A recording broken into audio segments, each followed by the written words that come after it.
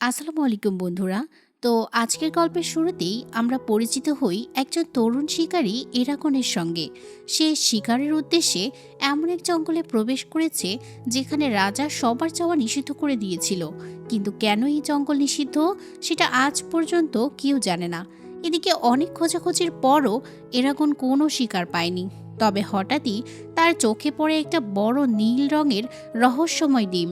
কিছুটা দ্বিধায় পড়লেও সে ডিমটি তুলে নেয়। দেখতে অনেক মূল্যবান মনে হয়। সে সিদ্ধান্ত নেয় এটা কসাইয়ের দোকানে গিয়ে খাবারের বিনিময় করবে। কিন্তু দোকানে পৌঁছানোর পর কসাই ডিমটা দেখেই বুঝতে পারে এটা সেই নিষিদ্ধ জঙ্গল থেকেই আনা হয়েছে।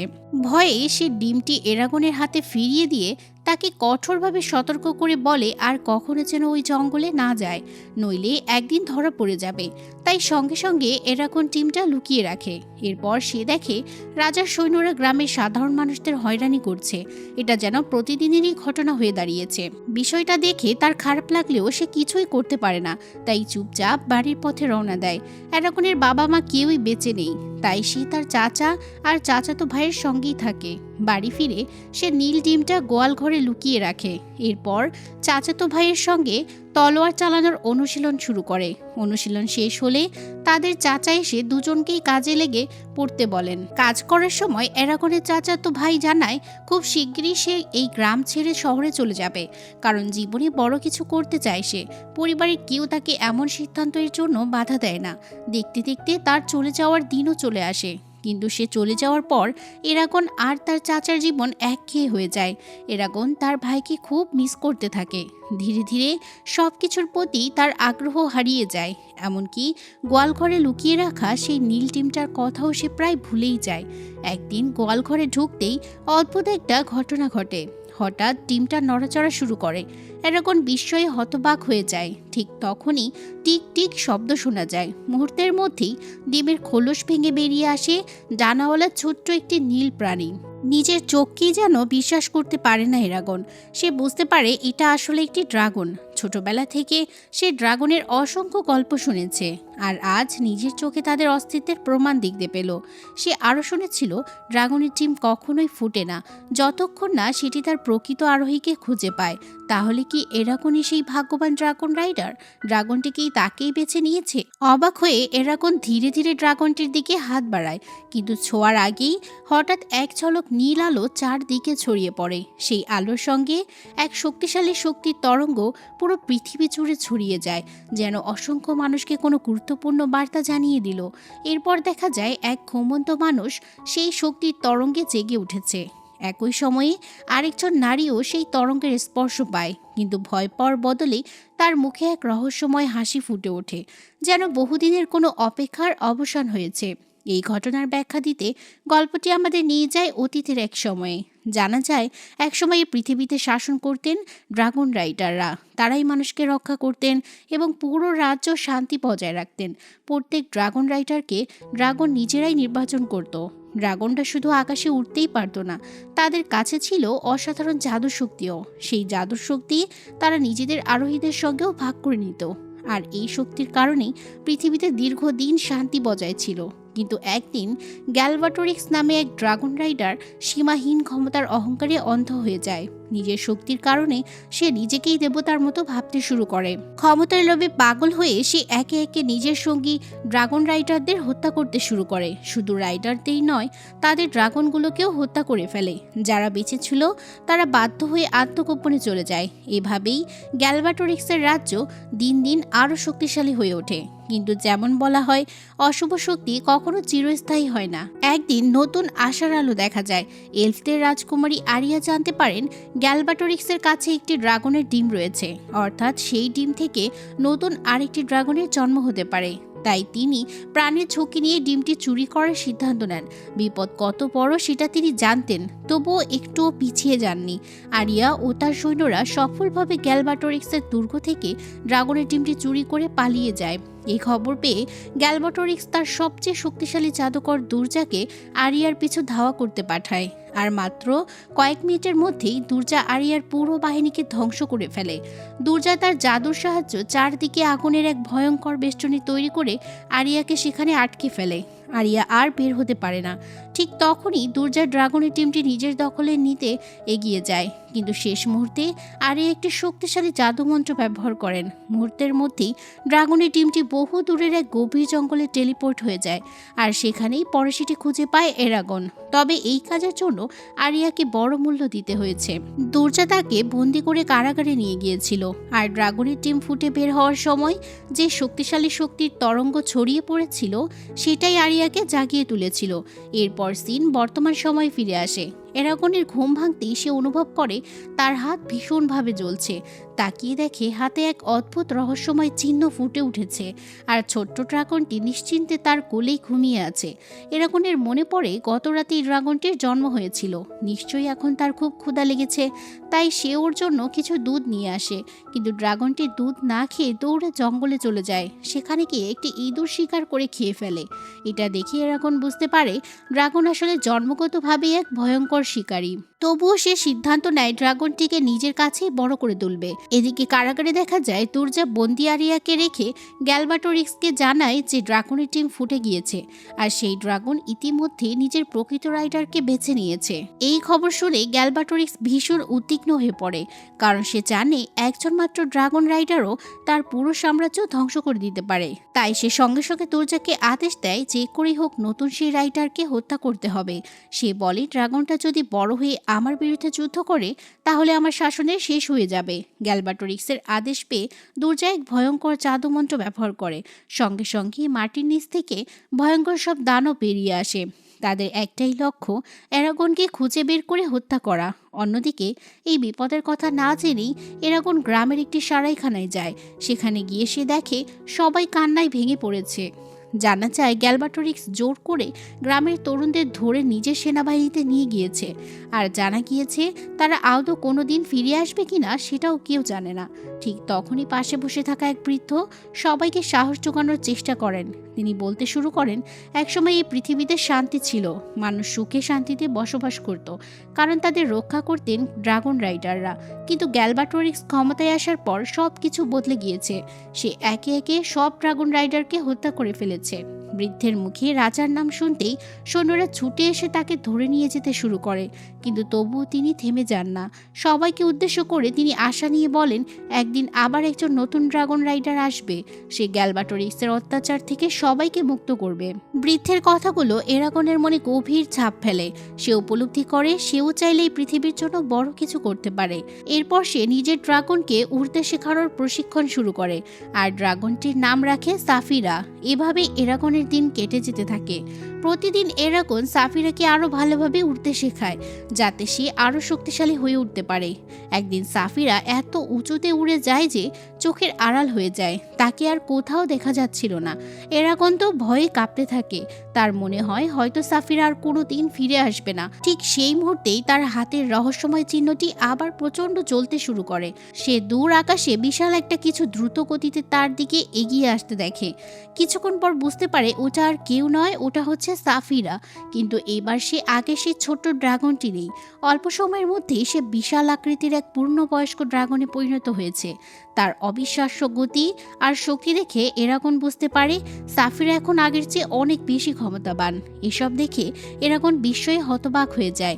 ঠিক তখনই সে আরও এক অদ্ভুত বিষয় বুঝতে পারে। সে অনুভব করে সাফিরা তার মনের কথা পড়তে পারে, আর সেও সাফিরার চিন্তা অনুভব করতে পারছে। অর্থাৎ দুজন এখন একে অপরের সঙ্গে কথা না বলেও শুধু মনের মাধ্যমেই যোগাযোগ করতে পারছে। ঠিক তখনই এরাগনের হাতের রহস্যময় চিহ্নটি জ্বলে ওঠে। সাফিরা তার মনের ভেতর বলে, আমি বহু বছর ধরে সেই ডিমের ভেতরে অপেক্ষা করছিলাম, যতক্ষণ না তুমি আমাকে খুঁজে পেলে, আর তারপর আমি তোমাকেই আমার রাইডার হিসেবে বেছে নিয়েছি। এই কথা শুনে এরাগনের মনে পড়ে যায় সেই বৃদ্ধের কথা। তিনি বলেছিলেন, আমি আশা করি একদিন নতুন একজন ড্রাগন রাইডার অবশ্যই আসবে, যে আবার সব কিছু ঠিক করে দেবে। এবার এরাগন নিশ্চিত হয়ে যায় সেই নতুন ড্রাগন রাইডার আর কেউ নয়, সে নিজেই। তার চোখে আশার আলো জ্বলে ওঠে। এখন সে ড্রাগন রাইডারদের সম্পর্কে সবকিছু জানতে চায়। সেই কারণে গভীর রাতে সে গোপনে ব্রমের বাড়িতে ঢুকে পড়ে। সেখানে সে ছবিতে ভরা একটি বিশাল বই খুঁজে পায় এবং সেটা পড়তে শুরু করে। ঠিক তখনই ব্রম বাড়িতে ফিরে আসে। এরাগনকে দেখে তিনি ভীষণ রেগে যান। এরাগন একের পর এক প্রশ্ন করতে থাকে, বইয়ে যা লেখা আছে সেগুলো কি সত্যি? ড্রাগন রাইডাররা কি সত্যি ছিল? ব্রম গম্ভীর কণ্ঠে বলেন, এই বিষয় থেকে দূরে থাকো, এই পথের শেষ শুধুমাত্র মৃত্যু। এ কথা বলেই তিনি এরাগনকে বাড়ি থেকে বের করে দেন। এরপর ব্রম নিচের তলোয়ার বের করেন। তখনই জানা যায় তিনিও একসময় একজন ড্রাগন রাইডার ছিলেন, কিন্তু তার ড্রাগন অনেক আগেই মারা গিয়েছে। সেই অপরাধবোধ আর কষ্ট নিয়েই তিনি এতদিন বেঁচে রয়েছেন। সৌভাগ্যবশত ক্যালবাটোরিক্স জানে না যে ব্রম এখনো জীবিত। জানলে অনেক আগেই হয়তো হত্যা করে ফেলত। এদিকে বাড়ি ফেরার পথে হঠাৎ একটি ঘর থেকে ভয়ঙ্কর চিৎকার শুনতে পায় এরাগন। সে ভেতরে উকি দিয়ে দেখে দুর্যার জাদুতে মাটি থেকে উঠে আসা সেই দানবগুলো একজন মানুষকে নির্মমভাবে নির্যাতন করছে। তারা শুধু একটাই প্রশ্ন করছে, এরাগন কোথায় থাকে? অবশেষে লোকটি ভয়ে এরাগনের বাড়ির ঠিকানা বলে দেয়, আর ঠিক পরের মুহূর্তেই দানবগুলো তাকে হত্যা করে। এদিকে সবকিছু লুকিয়ে রেখে এরাগন বুঝতে পারে ভয়াবহ বিপদ তার দিকেই এগিয়ে আসছে। সে দ্রুত বাড়িতে গিয়ে চাচাকে সতর্ক করতে চায়, তাই প্রাণপণে দৌড়াতে শুরু করে। কিন্তু হঠাৎই সাফিরা এসে তাকে তুলে নিয়ে আকাশে উড়ে যায়। ভয়ে এরাগন চিৎকার করতে থাকে। সে বারবার নিচে নামতে চাইলেও সাফিরা তাকে শক্ত করে ধরে রাখে। এরাগন অনুরোধ করে বলে, দয়া করে আমাকে নামিয়ে দাও, আমাকে আমার চাচাকে বাঁচাতে হবে। কিন্তু সাফিরা জানায় ওই দানবগুলো অত্যন্ত ভয়ঙ্কর, তারা কাউকে জীবিত রাখবে না। তবুও এরাগন বারবার জেদ করতে থাকলে শেষ পর্যন্ত সাফিরা তাকে বাড়িতে ফিরিয়ে নিয়ে যায়। কিন্তু তখন অনেক দেরি হয়ে গিয়েছে। বাড়িতে পৌঁছে এরাগন দেখতে পায় দানবগুলো তার চাচাকে হত্যা করে ফেলেছে। এই দৃশ্য দেখে সে পুরোপুরি ভেঙে পড়ে, কারণ পৃথিবীতে তার আপন বলতে কেউই অবশিষ্ট রইল না। সাফিরা তাকে সান্ত্বনা দিয়ে সেখান থেকে চলে যেতে বলে, কিন্তু শোকে আর রাগে অন্ধ হয়ে এরাগন সব দোষ সাফিরার উপর চাপিয়ে দেয়। সে মনে করে সাফিরা যদি তাকে আটকে না রাখতো তাহলে হয়তো তার চাচাকে বাঁচানো যেত। রাগের মাথায় সে সাফিরাকে চলে যেতে বলে। এরাগন যখন কান্নায় ভেঙে পড়ছে ঠিক তখনই সেখানে একজন লোক এসে উপস্থিত হয়। এরাগন মনে করে এই হয়তো তার চাচার হত্যাকারী। প্রচণ্ড রাগে সে তলোয়ার নিয়ে আক্রমণ করে বসে, কিন্তু লোকটি অনায়াসেই তার তলোয়ার থামিয়ে দেয়। এরাগনের হাতে ড্রাগন রাইডারের চিহ্ন দেখে লোকটি বুঝতে পারে সে আসলে কে। আর এদিকে ওই লোকটি হচ্ছে ব্রম। ব্রম এরাগনকে বলেন এখান থেকে এখনই চলে যেতে হবে, কিন্তু এরাগন বলে আমি আবার চাচাকে দাফন না করে কোথাও যাব না। তখন ব্রম পুরো বাড়িটিতে আগুন লাগিয়ে দেন, যাতে শত্রুরা আর কোনো প্রমাণ না পায়। এরপর তিনি এরাগনকে নিয়ে সেখান থেকে বেরিয়ে পড়েন। পথে যেতে যেতে ব্রম তাকে ড্রাগন রাইডারদের ইতিহাস, গ্যালবাটোরিক্সের অত্যাচার এবং তাদের প্রকৃত শত্রুর কথা খুলে বলেন। তিনি জানান গেলবাটোরিক্স নিজের সিংহাসন রক্ষা করার জন্য এরাগন আর সাফিরাকে যে কোনো মূল্যে হত্যা করতে চায়। এরপর ব্রম বলেন, তোমার ড্রাগনকে ফিরিয়ে আনো, এখন শুধুমাত্র সাফিরাই আমাদের রক্ষা করতে পারবে। এই কথা শুনে এরাগনের বুঝতে বাকি থাকে না সাফিরা আসলে তার জীবন বাঁচাতেই তাকে জোর করে নিয়ে গিয়েছিল। নিজের ভুল বুঝতে পেরে সে সাফিরার কাছে ক্ষমা চায় এবং তাকে ফিরে আসতে বলে। ডাক পাওয়ার সঙ্গে সঙ্গেই সাফিরা ফিরে আসে। সাফিরাকে দেখে ব্রম বিস্ময়ে তাকিয়ে থাকেন। তিনি বুঝতে পারেন এ কোনো সাধারণ ড্রাগন নয়, বরং এটি সবচেয়ে শক্তিশালী ড্রাগনদের অন্যতম।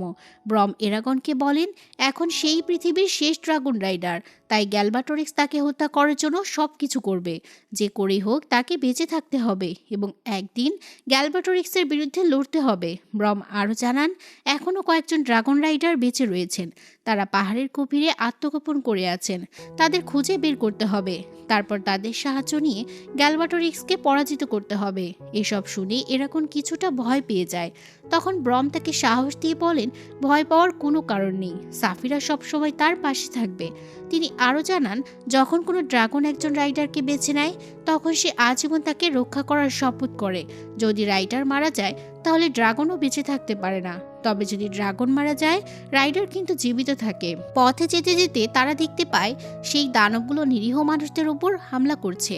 এরাগন চায় সাফিরাকে নিয়ে তাদের সঙ্গে যুদ্ধ করতে, কিন্তু ব্রম তাকে থামিয়ে বলেন বোকামি করো না, তোমার হাতে অসাধারণ শক্তি আছে, কিন্তু সেই শক্তি কখন আর কিভাবে ব্যবহার করতে হয় সেটাও তোমাকে জানতে হবে। এরপর থেকেই ব্রম নিজ হাতে এরাগনের প্রশিক্ষণ শুরু করেন। এরাগন বুঝতে পারে একজন সত্যিকারের ড্রাগন রাইডার হতে হলে তাকে এখনো অনেক কিছু শেখা বাকি। একসময় ব্রম একটি জাদু মন্ত্র উচ্চারণ করেন, সঙ্গে সঙ্গে সামনে থাকা শুকনো কাঠে আগুন ধরে যায়। অবাক হয়ে এরাকন জিজ্ঞেস করে, এটা কিভাবে করলে? ব্রম শুধু হেসে বলেন, এটাই জাদু। কিন্তু এরাকনের মনে হয় ব্রম তার কাছ থেকে আরও অনেক বড় কোনো সত্য লুকিয়ে রেখেছেন। পরে তারা একটি গ্রামে এসে থামে। সেখানে হঠাৎ এরাকনের মনে হয় যেন অদৃশ্য কোনো শক্তি তাকে কোথাও টেনে নিয়ে যাচ্ছে। সেই অনুভূতির অনুসরণ করতে করতে সে এক রহস্যময় নারীর সামনে গিয়ে দাঁড়ায়। তাকে দেখেই এরাকনের মনে পড়ে যায় এই নারীকে সে আগেও বহুবার স্বপ্নে দেখেছে। নারীটি নিজেকে একজন ভাগ্য গণনাকারী বলে পরিচয় দেন। তিনি সঙ্গে সঙ্গেই বুঝতে পারেন এরাকনের মনে গভীর অশান্তি আর দুশ্চিন্তা কাজ করছে। এরাকনের হাতের চিহ্নটি দেখে তিনি তাকে সতর্ক করে বলেন সামনে আরও বড় বিপদ অপেক্ষা করছে। এরপর তিনি এরাগনকে আরও গুরুত্বপূর্ণ কিছু বিষয় বুঝিয়ে বলতে শুরু করেন। ভাগ্য গণনাকারী নারীটি আরও বলেন তিনি ড্রাগনের টিমের ব্যাপারেও সব কিছু জানেন। এ কথা শুনে এরাগন বিস্ময়ে হতবাক হয়ে যায়। সে দ্রুত সেখান থেকে চলে যেতে চায়, কিন্তু হঠাৎই কেউ তার গলা শক্ত করে চেপে ধরে। সে আর কেউ নয়, দুর্জার পাঠানো সেই ভয়ঙ্কর দানব। দানবটি এরাগনকে হত্যা করতে যাচ্ছিল।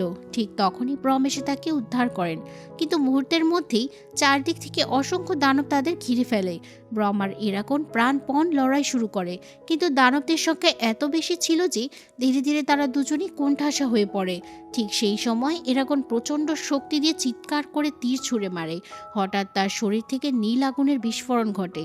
সেই আগুন মুহূর্তেই চারপাশে সব দানবকে পুড়িয়ে হত্যা করে ফেলে। কিন্তু এত শক্তি ব্যবহার করার ফলে এরাগন সঙ্গে সঙ্গেই অজ্ঞান হয়ে যায়। জ্ঞান ফিরলে সে দেখে ব্রম তার পাশেই বসে রয়েছে। এরাগন অবাক হয়ে জিজ্ঞেস করে, আমি এটা কিভাবে করলাম? ব্রম বলেন, এটা তোমার ড্রাগনের শক্তি। তিনি বুঝিয়ে বলেন এরাগনের হাতে থাকা সেই রহস্যময় চিহ্ন তাকে জাদু শক্তি ব্যবহার করার ক্ষমতা দিয়েছে। তবে এই শক্তি অতিরিক্ত ব্যবহার করলে তার শরীর দুর্বল হয়ে পড়বে। এরাগন বুঝতে পারে জাদু ব্যবহারের কারণেই তার হাতের ক্ষতটা আবার ব্যথা করছে। ব্রম জানান বিপদের মুহূর্তে এই শক্তিগুলো নিজে থেকেই জেগে ওঠে, কিন্তু সেগুলো খুব সাবধানে ব্যবহার করতে হয়। তিনি আরও বলেন জাদুকে পুরোপুরি নিয়ন্ত্রণ করতে হলে এরাগনকে বিভিন্ন জাদু মন্ত্র শিখতে হবে, আর প্রতিটি মন্ত্র ব্যবহার করার আগে ভালোভাবে চিন্তা করতে হবে, কারণ সামান্য ভুলও ভয়ঙ্কর বিপদ ডেকে আনতে পারে। এসব শুনে এরাগন জাদু শেখার জন্য আরও উৎসাহিত হয়ে ওঠে। ঠিক তখনই সাফিরা সেখানে এসে পৌঁছায়। ব্রম এরাগনের জন্য একটি বিশেষ জিন তৈরি করেছিলেন। এরাগন সেই জিনে বসতেই সাফিরা তাকে নিয়ে আকাশে উড়ে যায়। প্রথমবার এত উঁচুতে উঠে এরাগন ভয়ে কাঁপতে থাকে। হঠাৎ সাফিরা বিশাল ডানা মেলে দ্রুত নিচের দিকে ঝাঁপ দেয়। ভয়ে এরাগন চিৎকার করে ওঠে, কিন্তু কিছুক্ষণ পর সে বুঝতে পারে সাফিরা কখনোই তাকে পড়ে যেতে দেবে না। তখন তার ভয় কেটে যায়। ধীরে ধীরে সে আত্মবিশ্বাস ফিরে পায়। এভাবেই প্রথমবারের মতো সে সত্যিকারের একজন ড্রাগন রাইটারের মতো সাফিরার পিঠে চড়ে উঠতে শেখে।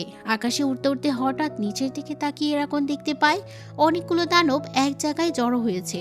সে সঙ্গে সঙ্গে সাফিরাকে নিচে নামতে বলে। নামতেই দানবগুলো তাদের উপর ঝাঁপিয়ে পড়ে। লড়াইয়ের এক পর্যায়ে একটা দানব সাফিরাকে আহত করে, কিন্তু ব্রম অসাধারণ তলোয়ার চালানোর ক্ষমতায় একে একে সব দানবকে হত্যা করে ফেলেন। ব্রমের প্রতিটি আঘাতের সঙ্গে তার তলোয়ার যেন ঝলসে উঠছিল। এসব দেখে এরাগনের আর কোনো সন্দেহ থাকে না। সে নিশ্চিত হয়ে যায় ব্রম একসময় অসাধারণ দক্ষ একজন ড্রাগন রাইডার ছিলেন। যুদ্ধ শেষ হলে ব্রম বলেন আগে সাফিরার চিকিৎসা করতে হবে। তারা ওষুধ লাগিয়ে সাফিরার ক্ষত সারানোর চেষ্টা করে। এরপর আবার শুরু হয় এরাগনের কঠোর প্রশিক্ষণ। অন্যদিকে এরাগনকে ধরতে বারবার ব্যর্থ হয়ে দুর্জা প্রচণ্ড ক্ষিপ্ত হয়ে ওঠে। শেষ পর্যন্ত সে নিষিদ্ধ কালো জাদুর আশ্রয় নেয়। সে রাজকুমারী আরিয়ার মনকে নিজের নিয়ন্ত্রণে নিয়ে যায়।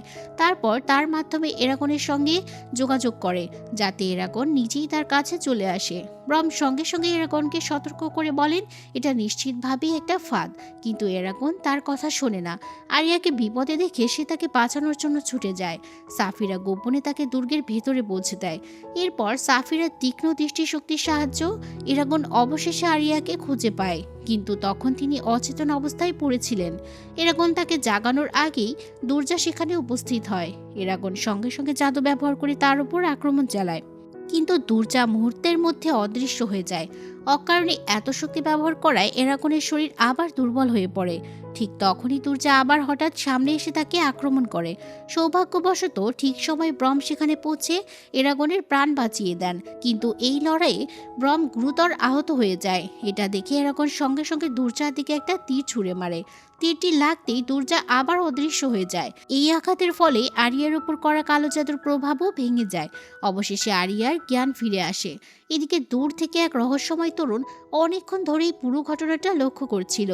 এরাগন ব্রহ্ম আর আরিয়া দুর্গ থেকে বেরিয়ে যাওয়ার চেষ্টা করতেই রাজার সৈন্যরা তাদের পথ আটকে দেয়। সৈন্যরা তাদের হত্যা করতেই যাচ্ছিল। ঠিক সেই সময় সেই রহস্যময় তরুণ ঝাঁপিয়ে পড়ে সৈন্যদের উপর আক্রমণ চালায়। তার সাহায্যে এরাগনরা সেখান থেকে পালিয়ে যেতে পারে। এরপর জানা যায় সেই রহস্যময় তরুণের নাম মার্টাক। ঠিক তখনই সাফিরা এসে সবাইকে উদ্ধার করে নিরাপদ দূরত্বে নিয়ে যায়। সেখানে পৌঁছে তারা বুঝতে পারে ব্রহ্মের অবস্থা খুবই সংকটজনক। তিনি মৃত্যুর দ্বার প্রান্তে পৌঁছে গিয়েছেন। শেষ মুহূর্তে ব্রহ্ম নিচের ড্রাগন রাইডারের তলোয়ারটি এরাগনের হাতে তুলে দেন। এরপর ধীরে ধীরে তিনি শেষ নিঃশ্বাস ত্যাগ করেন। ব্রহ্মের শেষ ইচ্ছাকে সম্মান জানিয়ে সাফিরা তার দেহ আকাশের অনেক উপরে নিয়ে উড়ে যায়, যাতে একজন সত্যিকারের ড্রাগন রাইডারের মর্যাদায় তার বিদায় হয়। এরাগন নিজের হাতে ব্রহ্মের জন্য একটি পাথরের সমাধি তৈরি করেন। তারপর সাফিরা নিজের অগ্নিশ্বাস দিয়ে সেই পাথরটিকে হীরার মতো ঝলমলে স্মৃতিস্তম্ভে পরিণত করে দেয়। নিজের শিক্ষক আর পথপ্রদর্শককে হারিয়ে এরাগন গভীর শোকে ভেঙে পড়ে। ঠিক তখনই মার্টাক সেখানে এসে উপস্থিত হয়। সে এরাগন, সাফিরা আর আরিয়াকে বিদ্রোহীদের গোপন ঘাঁটির পথ দেখিয়ে নিয়ে যায়। সেখানে তারা পৌঁছায় ভার্ডেনের আস্তানায়। বিদ্রোহীরা সঙ্গে সঙ্গে আরিয়ার চিকিৎসা শুরু করে, কারণ দুর্জার আক্রমণে তিনি গুরুতর আহত হয়েছিলেন। এরপর তারা এরাগনকে আরও কঠোর প্রশিক্ষণ দিতে শুরু করে। একই সঙ্গে তারা শত্রুর দুর্বলতাগুলোও তাকে জানিয়ে দেয়। এরাগন জানতে পারে দুর্জাকে হত্যা করার একটাই উপায়, তার হৃদয়ে তলোয়ারের আঘাত করা। সবাই চূড়ান্ত যুদ্ধের প্রস্তুতি নিতে শুরু করে। সাফিরের জন্য বিশেষ শক্ত বর্ম তৈরি করা হয়। প্রশিক্ষণের এক সময় সাফিরা প্রথমবারের মতো আগুনের শ্বাস ছুড়ে দেয়। এটা দেখে এরাগনের আনন্দের সীমা থাকে না, কিন্তু বেশি দিন অপেক্ষা করতে হয় না। অল্প কিছুদিনের মধ্যেই গ্যালবাটোরিক্সের বিশাল সেনাবাহিনী বিদ্রোহীদের উপর আক্রমণ চালিয়ে দেয়। যুদ্ধ শুরু হতেই সাফিরা আগুন উগড়ে শত্রু সেনাদের উপর ভয়াবহ হামলা চালায়। অন্যদিকে বিদ্রোহীরাও গ্যালবাটোরিক্সের সৈন্যদের সঙ্গে সম্মুখ যুদ্ধে ঝাঁপিয়ে পড়ে। এই সময় তুর্জাও যুদ্ধক্ষেত্রে এসে হাজির হয়। সে এক ভয়ঙ্কর ছায়া দানবের পিঠে চড়ে আকাশে উড়তে উড়তে এরাগনের উপর আক্রমণ চালায়। দানবটি ছিল সম্পূর্ণ কালো জাদু দিয়ে তৈরি। এরপর আকাশে শুরু হয় এক ভয়ঙ্কর লড়াই। যুদ্ধের এক পর্যায়ে এরাগন আর সাফিরা দুজনেই মারাত্মকভাবে আহত হয়ে পড়ে। তবুও তারা কেউই হার মানতে রাজি হয় না। ঠিক তখনই এরাগনের মনে পড়ে যায় ব্রহ্মের শেখানো কথা, যুদ্ধ শুধু শক্তির লড়াই নয়, বুদ্ধিরও লড়াই। এই কথাটা মনে রেখে সে নতুন একটা পরিকল্পনা করে। সে ধীরে ধীরে সাফিরার লেজ বেয়ে নিচের দিকে নেমে যায়। দুর্জা বুঝতেই পারে না এরাগন কোথায় গেল। সে চারদিকে তাকিয়ে তাকে খুঁজতে থাকে। এই সুযোগটাই কাজে লাগায় এরাগন। হঠাৎ লাফিয়ে উঠে সে নিজের তলোয়ার সোজা দুর্জার হৃদয়ে বসিয়ে দেয়। এক আঘাতেই দুর্জার মৃত্যু হয়ে যায়। তার মৃত্যুর সঙ্গে সঙ্গেই কালো জাদু দিয়ে তৈরি সেই ছায়া দানবটিও মুহূর্তের মধ্যে মিলিয়ে যায়। যুদ্ধের শেষে এরাগন আকাশ থেকে নিচে পড়ে যেতে থাকে, কিন্তু ঠিক সময়ে সাফিরা তাকে ধরে ফেলে। তবে সাফিরাও তখন গুরুতর আহত ছিল। মাটিতে নামার পর সে আর দাঁড়িয়ে থাকতে পারে না, সঙ্গে সঙ্গেই মাটিতে লুটিয়ে পড়ে। সাফিরার এই অবস্থা দেখে এরাগন নিজের শেষ শক্তিটুকুও ব্যবহার করে জাদুর সাহায্যে তার ক্ষত সারিয়ে তোলে, কিন্তু এত বেশি শক্তি খরচ করার ফলে সেও সঙ্গে সঙ্গেই অজ্ঞান হয়ে যায়। এদিকে অবশেষে গ্যালবাটোরিক্সের বাহিনী পরাজিত হয়, তবে যুদ্ধ এখনো শেষ হয়নি। অন্যদিকে পরের দিনও এরাগনের জ্ঞান ফেরে না। অনেকক্ষণ পর যখন তার চোখ খুলে যায়, তখন সে সামনে মার্টাককে দেখতে পায়। জ্ঞান ফিরে সে প্রথমে সাফিরার খোঁজ জানতে চায়, কিন্তু মার্টাক কোনো উত্তর দেয় না। এতে এরাগনের মনে হয় হয়তো সাফিরা আর বেঁচে নেই। ঠিক তখনই দরজা দিয়ে সাফিরা ভেতরে ঢুকে আসে। তাকে জীবিত দেখে এরাগনের মুখে আবার হাসি ফিরে আসে। অনেক কষ্টের পর অবশেষে দুজন আবার একে অপরের কাছে ফিরে আসে। এরপর এরাগন বিদ্রোহী সেনাদের কাছ থেকে বিদায় নেয়। বিদায়ের আগেই তার সঙ্গে আরিয়ার শেষবারের মতো দেখা হয়। আরিয়া তাকে বলেন গ্যালবাটোরিক্স এখনও জীবিত, তাই এই যুদ্ধ শেষ হয়ে যায়নি। তিনি আরও বলেন, সবাইকে সতর্ক করো, মানুষকে একত্রিত করো, কারণ খুব শীঘ্রই গ্যালবাটোরিক্সের বিরুদ্ধে আরও বড় যুদ্ধ শুরু হবে। এরাগন দৃঢ়ভাবে মাথা নেড়ে তার কথা মেনে নেয়, আর আরিয়া প্রতিশ্রুতি দেন খুব শীঘ্রই আবার তাদের দেখা হবে। এরপর তিনি সেখান থেকে চলে যান। শেষ দৃশ্যে দেখা যায় গ্যালবাটোরিক্স তার বিশাল কালো ড্রাগনের পাশে দাঁড়িয়ে রয়েছে। একজন তরুণ ড্রাগন রাইডারের কাছে পরাজিত হওয়ার অপমান সে কোনোভাবেই যেন মেনে নিতে পারছে না। প্রচণ্ড রাগে সে গর্জে ওঠে। তার চোখে এখন একটাই লক্ষ্য, অ্যারাগনকে ধ্বংস করা এবং নতুন করে এক সর্বান্তক যুদ্ধ শুরু করা। এই মুভি তো এখানেই শেষ হয়ে যায়, হয়তো এর তৃতীয় পর্বে গল্পের সমাপ্তি ঘটবে। তাই আজ এ পর্যন্ত। আবারও ফিরে আসবো নতুন কোনো ফ্যান্টাসি মুভির গল্প নিয়ে। ভালো থাকবেন সবাই, আল্লাহ হাফেজ।